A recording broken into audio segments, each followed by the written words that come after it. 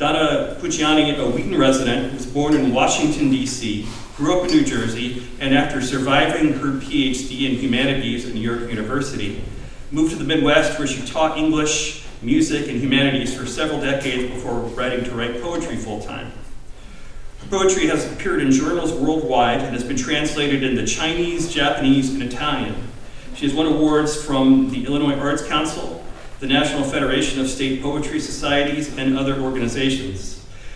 She has published 7 collections of poetry, which will be available after the reading, and she is happy to join Water Street Writers after having read her work here at the launch of the series when it was Waterline Writers years ago, and a number of times since then. So please welcome her to the stage.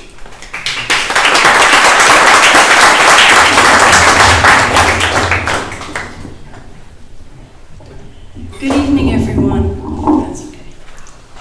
And thanks to Water Street Writers for resuscitating this wonderful series. Thank you for coming out tonight.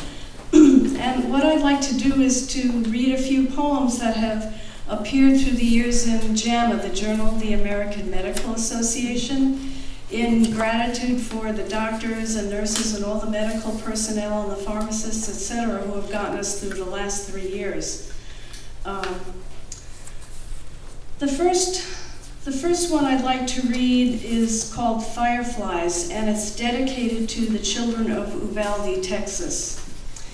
It was written after one of the worst school shootings since Sandy Hook, and it's worth noting that according to the American Medical Association, the #1 cause of death in the U.S. among children ages 2 to 18 is gun violence.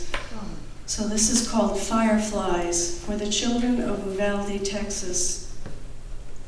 I'd wanted to write about fireflies, magic blinking bugs afloat at dusk, when after the heat of the day, a cool whiff of blossom blew across the backyard.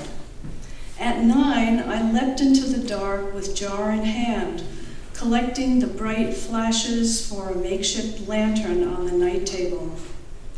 They were everywhere, flickering from the lilacs, falling from the elms, tangled in sunflowers, emerging from pods and nodding heads of weedy gardens, leaving a slight stink on my fingers reminiscent of flowering pears in spring. They borrowed the sun's glare from the noonday sky, the stars' newfound glow for the underside of their soft bellies, a yellow neon signaling the end of a summer day before the forced bath and bed.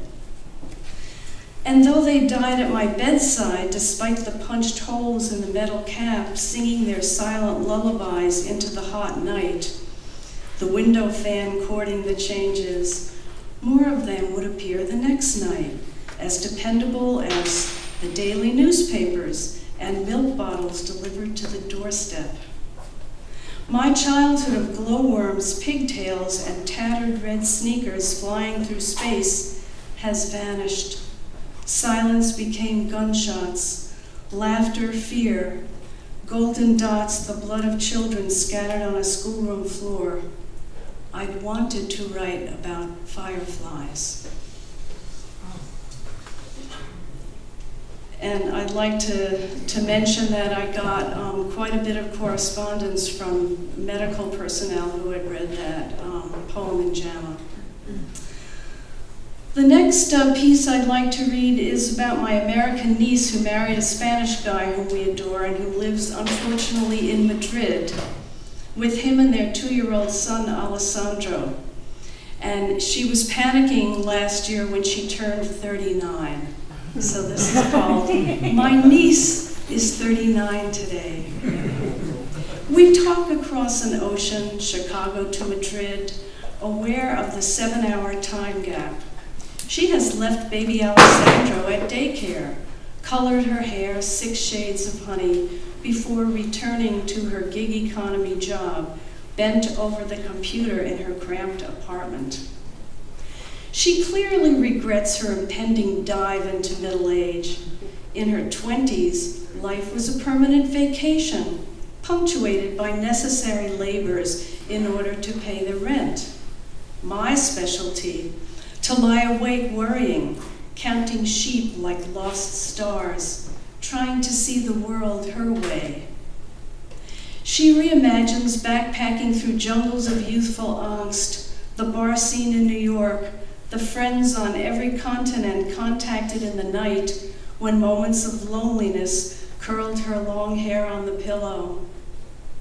She cannot recall meeting her soulmate, who has to be told twice to take out the garbage, though he redeems himself by continually wearing the baby on his body in the worn carrier, father and son sharing heartbeats. Years ago, she could eat anything, a wisp of a thing, her body thin and taut as tungsten, a back that never slipped out while bending over the sink brushing her teeth. And I, her old auntie, can barely remember 39, the blur of workdays punctuated by my niece's babyhood, the diapers, the zoo, the bedtime stories, her toothy grin on the first day of school. Someday, when this old aunt has faded into the cosmos, when her hair has silvered, her dashing Spanish husband has become portly, and Alessandro grown up, she will think that 39 was young.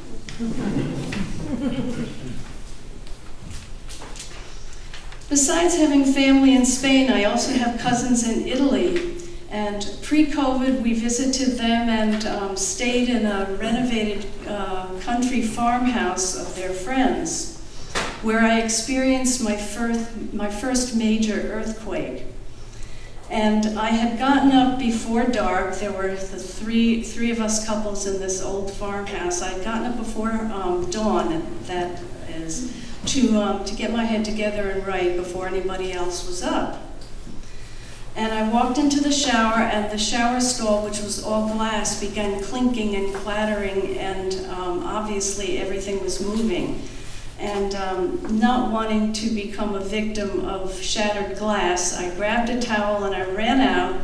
And at that point, the Italians had all gotten up out of bed and were running through the living room yelling, "Terremoto, terremoto," which is earthquake.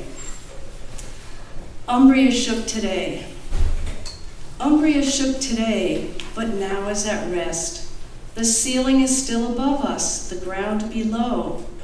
I heard a guttural groan as earth shed humans like fleas, their homes, their churches, their idle pursuits. But no dishes clattered to the floor, no glasses shattered. The old farmhouse of Floriana and Guido stays firmly rooted in Capodarco, 50 miles east of the epicenter. Beehives on the hill, still a hum. Sheep in the valley, still wandering listlessly through green dreams. Did they feel anything at all? When the lights flicker on again, the television flashes San Benedetto's cathedral in ruins, bricks and dust everywhere. 3 survivors pulled out in Tolentino. In villages south along the spine of the Apennines, deep crevasses render the roads impassable. But we can still exhale, and in measured breaths, we phone family and friends. We find our shoes, ready ourselves for a walk on the beach. Dust now or later, it's all the same. The moon still looms above, a white-faced clown, while stars sprinkle the sky like breadcrumbs in a forest of fairy tales. I'll finish this set with a poem about my Grandpa Bill, who is from my mom's family on the Gulf Coast of Louisiana and Mississippi. What Grandpa taught me. Grandpa's church was Herstel's, the local bar off Frenchman Street, New Orleans. By day, he'd take me there to play the slot machines while he drank Dixie beer, enough to float a battleship, Mama said, but not enough to float his car when he drove it off the road into the canal. The Louisiana swamps cradled him until stars lit his escape. Grandpa was a Methodist, but he taught me Catholic prayers at bedtime. We knelt together bedside, his aura of chew tobacco and Tabasco, his trademark halo, sanctifying the space around us. with now and at the hour of our death. Amen. His gravelly voice chanted in the same rhythm with which he read us the names of the horses he played on weekends, circling with a stubby pencil in the newspaper the ones we'd chosen. Copper Penny, Prince's Pride. Grandma was always busy stirring gumbo, so I hung out with Grandpa, awaiting Grandma's order, "Bill, put your teeth in," as the heat rose over the bayous. Best of all, Grandpa taught me to cheat at cards, even solitaire. He'd deftly deal as he pleased, seeking the deuce of hearts that would draw us further into an unwinnable game. When I was bike rider, frog catcher, bug keeper, snail snatcher, the whiskers on his chin grew white, embers of a dying star. Until one day, when I was back up north in grad school, he disappeared, taking his cancer with him. Does all this make a difference now? Such a good man, holy even, at bar, at stables, or with grandchild praying, dealing all the wrong cards on purpose. He could pray all he wanted, drink and drive, gamble at the track, cheat his own self at cards, but one day he canceled himself, leaving me to deal with pointless prayers, games, and a banshee moon that snuffed out my childhood like smoke from a spent cigar. Thank you.